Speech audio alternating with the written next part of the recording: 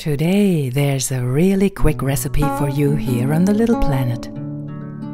It couldn't be easier, and I'll tell you 2 tricks that are important when fermenting tomatoes.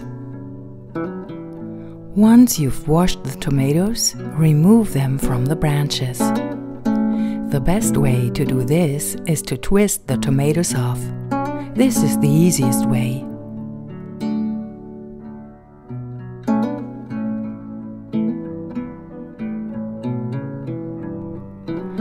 It's best to ferment only small tomatoes, like these cherry tomatoes, because the larger ones don't fit well in the jar and tend to burst open.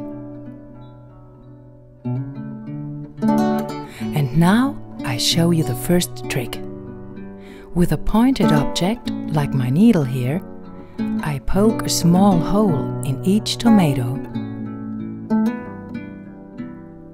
You can also do this with a pointed knife. The piercing has the great advantage that the tomatoes later during the fermentation process do not burst so quickly and thus possibly become very soft or even mushy.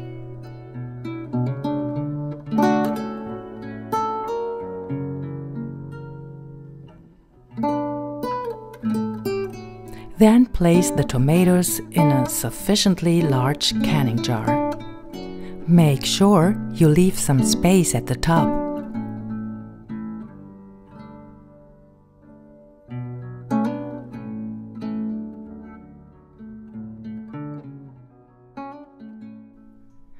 And now for the brine.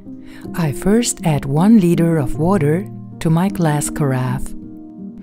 I know I'm repeating myself now, but I love to take in all the little processes in the kitchen with all my senses. And water movement is something I love just as much as, say, the sound of lentils trickling into a bowl.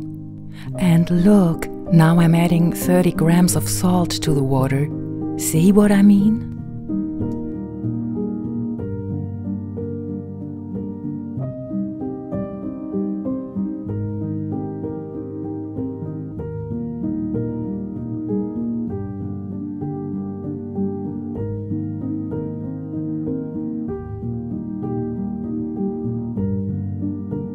And now I come to the second trick I have for you.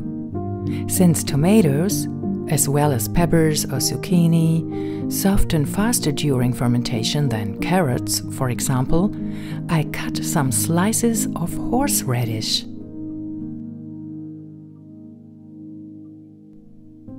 I peel them.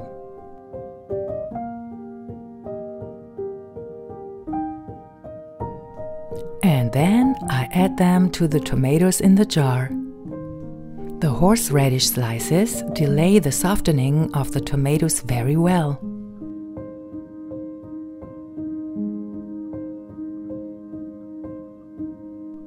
Now pour the brine over it.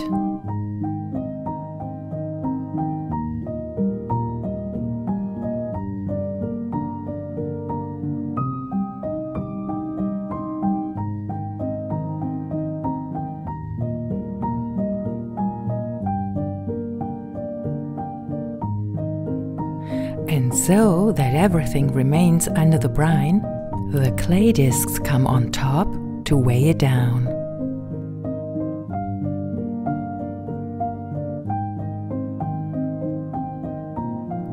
Carefully press the discs down.